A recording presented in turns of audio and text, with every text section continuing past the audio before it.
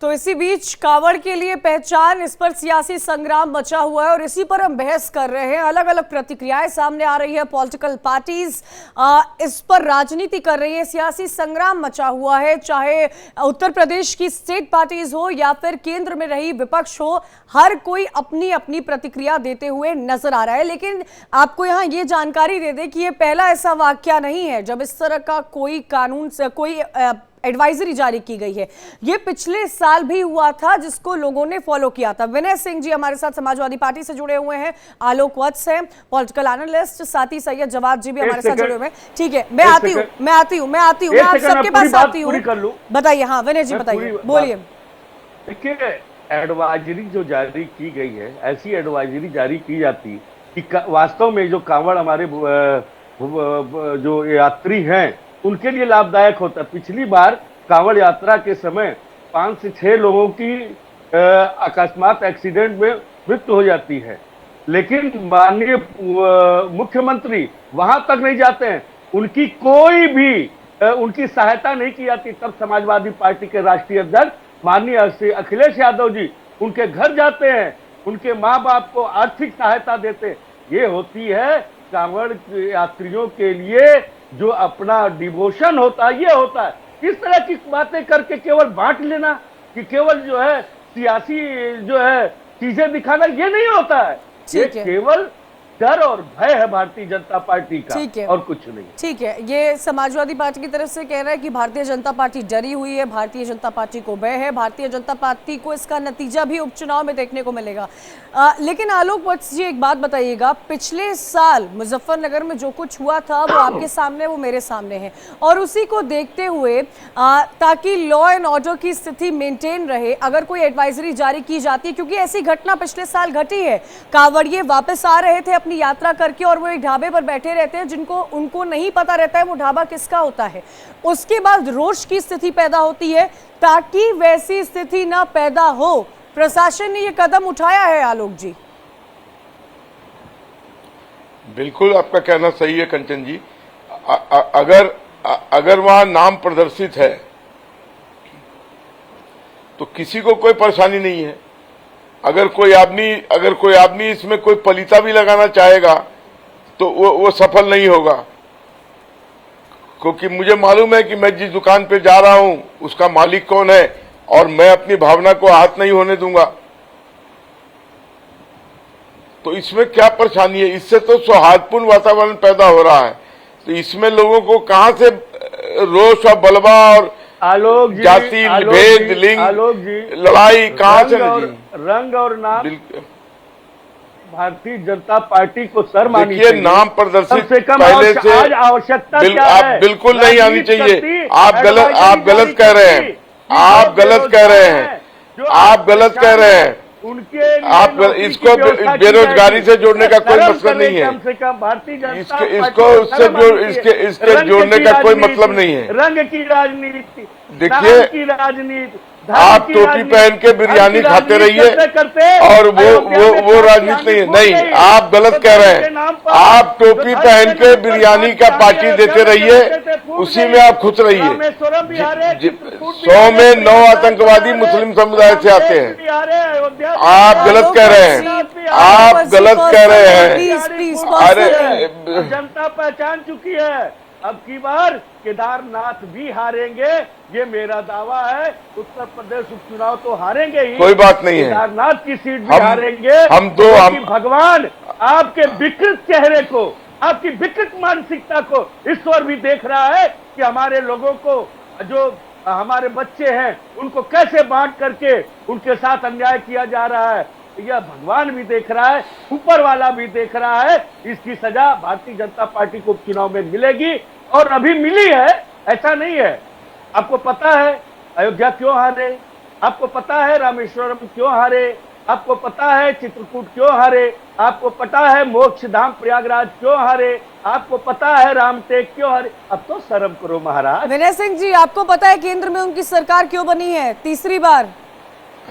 बैसाखी पर बैसाखी, ठीक है, बैसाखी पर कौन सी पार्टी थी, किस पार्टी ने कितना अलायंस किया, ये सब दर्शकों के सामने है। लेकिन विनय जी, राजनीति, मैं इनसे पूछना चाहता हूँ कि ये कैसी बैसाखी की बात कर रहे हैं, आ रही हूँ, कैसी बैसाखी की बात कर रहे हैं। आलोक जी आऊंगी। अरे हमारे तो दो दल से समझौता है। पर चलने वाले लोग, आलोक जी, आपकी तो 28 बैसाखी है। हाँ, बिल्कुल, आपकी तो 28 बैसाखी है, हम तो सिर्फ 2 बैसाखी पे हैं, आप तो 28 बैसाखी पे हैं। आलोक जी मैं आ रही हूँ, विनय जी आपके पास आ रही हूँ।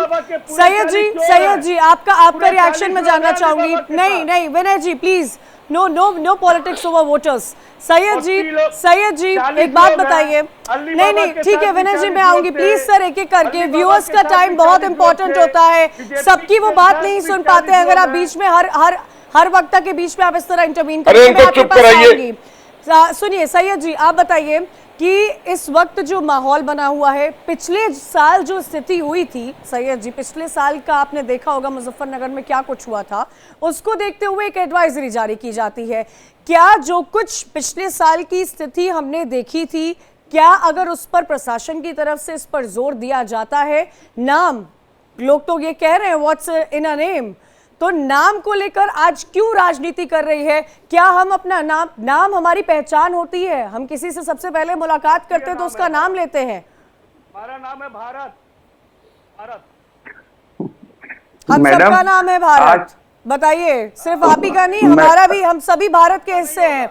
आप ये डिफरेंट राजनीति मत कीजिए सर, ये वो मंच नहीं है। सैयद जी मैं आऊंगी, विनय जी प्लीज आप सबके बीच में मत बोलिए सर। सैयद जी पहले तो मैडम मैं आपको मुबारकबाद दूंगा आपके लिए कि जितना अच्छा सरकार को आप डिफेंड कर रही हैं, आलोक बस्ती और तमाम लोग नहीं कर रहे हैं। नहीं, बहुत मुबारक आपका अपना टेक है, आप बोलिए। आप मैडम आप सबके बीच में सबसे ज्यादा इंटरप्ट कर रही हैं। इतनी डिबेट्स मैंने कर ली, लेकिन इतना डिस्टर्बेंस जो एंकर की तरफ होता है वो बोलिए। सैयद जी आप क्या जवाब नहीं दे पा रहे हैं? मैडम आप चुपेंगी तभी तो जवाब सुनेंगी। बोलिए सैयद जी, जवाब दीजिए। देखिए, भारतीय जनता पार्टी की और संघ की जो विचारधारा है वो खास तौर पे अल्पसंख्यक विरोधी है और उसका पहला नजीर नहीं है। माननीय प्रधानमंत्री जी एक तरफ ये कहते हैं कि सबका साथ, सबका विकास, सबका विश्वास, तो पश्चिम बंगाल से शुभेंदु अधिकारी कहते हैं कि बंद करो ये नारे देना। ये माननीय प्रधानमंत्री जी को डायरेक्ट उन्होंने जवाब दिया। उसके बाद यहीं दिल्ली के अंदर जंतर मंतर पर कैसे नारे लगाए गए और भारतीय जनता पार्टी के एक पूर्व सांसद क्या कहते हैं आकर के कि इनका बहिष्कार करो। और तीसरी बात, जब सदन के अंदर एक सांसद दूसरे सांसद को गाली गलौज करते हैं, उनकी धार्मिक चीजों के ऊपर टिप्पणी करते हैं, तो भारतीय जनता पार्टी के मुंह में जो है दही जम जाती है और जवाब नहीं और कार्रवाई नहीं। यहीं दिल्ली में जंतर मंतर पे मारो और काटो के नारे लगाए जाते हैं, धर्म संसदें होती हैं, तब ये भारतीय जनता पार्टी के लोगों और माननीय प्रधानमंत्री जी की चुप्पी इस चीज को साफ जाहिर करती है कि बढ़ावा दे रहे। तो ये जवाब विरोध मत देखिए। अरे एनडीए के जो घटक दल है वो भी विरोध कर रहे हैं, क्या नहीं कर रहे? वो नहीं कर रहे, वो खबर हमने दिखाई है सैयद जी, वो भी खबर चल रही है। आप ये मत बोलिए कि क्या कर रहे हैं क्या नहीं कर रहे हैं, खबरों में सब चल रहा है। मैं आपके आलोक वत्स जी, मैं आऊंगी आपके पास। आलोक वत्स जी एक बात बताइए, यहाँ पर समझाइए, क्या इस जो यहाँ प्रशासन की तरफ से सैयद जी मैं आपके पास आऊंगी प्लीज सर, आप 1 घंटे आप नहीं बोल सकते हैं। आलोक वत्स जी एक बात बताइए, क्या प्रशासन की तरफ से कांवड़ियों को लेकर अगर कोई व्यवस्था की जाती है जो कांवड़ियों के हित में है, क्योंकि ये पदयात्रा कांवड़ियों की है, ये पदयात्रा का इंतजार, सावन के महीने का इंतजार सनातन धर्म में पूरे साल लगभग लोग करते हैं। शिव की भक्ति, बम बम बोले के नारे सड़कों पर किस तरह सुनाई देते हैं, ये आपने भी सुने होंगे, मैंने भी सुने हैं, हमारे व्यूअर्स ने भी सुने होंगे। लेकिन आलोक वत्स जी, इस वक्त जो इस बात पर राजनीति हो रही है उसको आप किस तरह देखते हैं? देखिए, राजनीति करने वाले हर चीज में राजनीति करते हैं, इसमें कोई राजनीति की जरूरत नहीं है। एक सौहार्दपूर्ण वातावरण है, किसी की भावना को आहत नहीं हो, इसलिए वहां नाम प्रदर्शित है।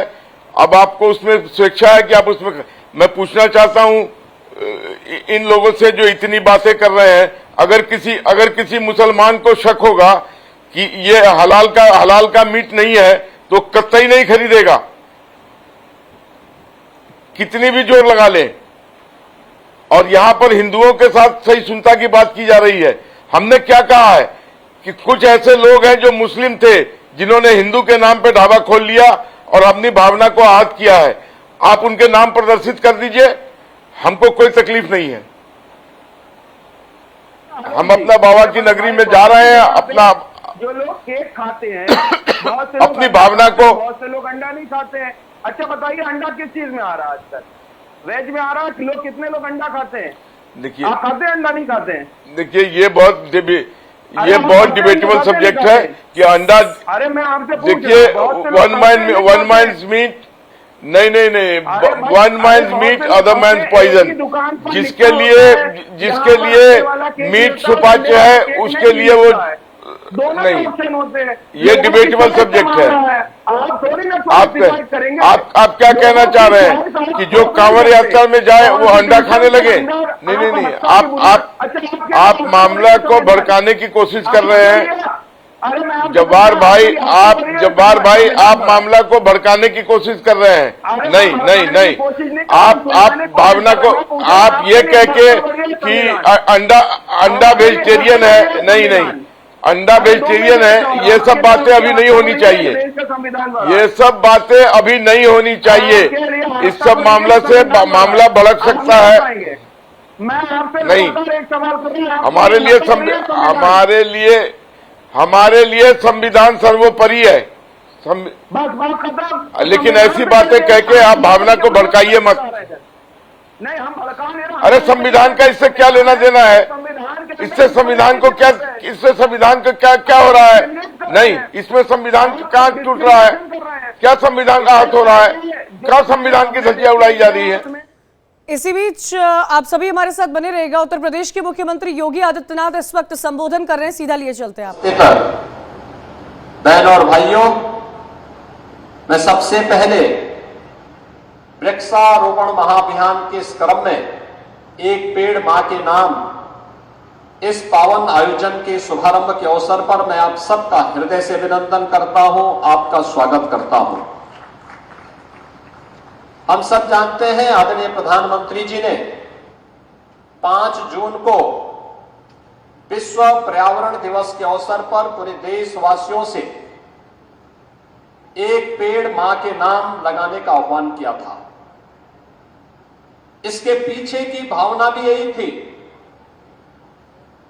कि दुनिया के अंदर पर्यावरणविद एक बात को लेकर के चिंतित हैं, और वह चिंता है कि ग्लोबल वार्मिंग दुनिया के अंदर जीव सृष्टि के लिए एक नया संकट खड़ा करने जा रहा है।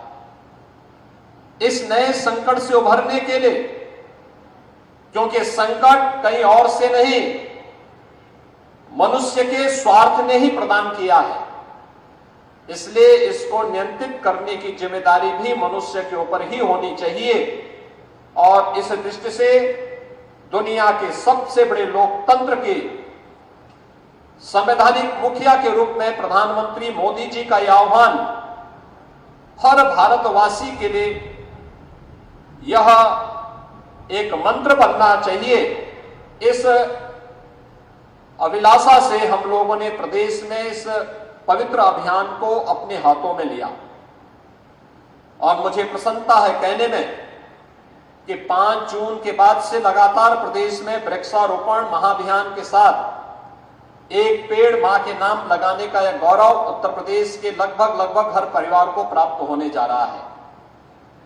एक ही दिन में इस पवित्र अभियान के तहत उत्तर प्रदेश के अंदर कुल आबादी अगर 25 करोड़ की आप माने, तो इसमें आधी आबादी के हिसाब से आप जोड़े तो लगभग 3 पेड़ हर मातृशक्ति के नाम पर आज प्रदेश के अंदर लगने जा रहे हैं। एक ही दिन में लगने जा रहे हैं, जब हम 36 करोड़ 50 लाख वृक्षारोपण के इस रिकॉर्ड को तोड़ने जा रहे हैं।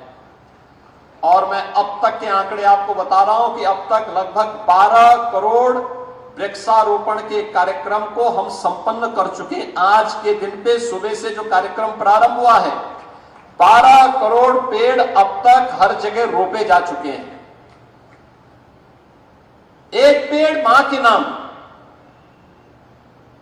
लेकिन इस पेड़ को लगाना भी है, बचाना भी है और फिर इसके माध्यम से अपने पर्यावरण को संरक्षित करने के कार्यक्रम के साथ भी हमें जुड़ना है। और इसीलिए हम लोगों ने कहा है कि एक पेड़ मां के नाम, पेड़ लगाओ, पर्यावरण बचाओ। पर्यावरण रहेगा तो आपने देखा होगा गत वर्ष प्रदेश के अंदर एक बड़े क्षेत्रफल में, और प्रदेश ही नहीं देश में भी दुनिया में भी हम लोग देख रहे थे, अक्टूबर महीने में बाढ़ आई थी। बाढ़ का समय अगस्त और मध्य सितंबर के अंदर अक्सर रहता है, लेकिन गत वर्ष अक्टूबर के अंत में बाढ़ आई थी। बहनों और भाइयों, जुलाई प्रथम सप्ताह में कभी बाढ़ नहीं आई थी। पहली बार जुलाई प्रथम सप्ताह में भी बाढ़ की विभीषिका को हम सब कुछ झेलने के लिए मजबूर हुआ था। 24 जनपद अकेले उत्तर प्रदेश में, 20 लाख से अधिक की आबादी, नेपाल और उत्तराखंड में आई अतिवृष्टि के कारण बाढ़ की चपेट में आए। योगी आदित्यनाथ को सुन रहे थे आप। एक छोटा सा ब्रेक जल्द हाजिर हो रहे हैं, कहीं जाइएगा मत, खबरें लगातार जारी हैं।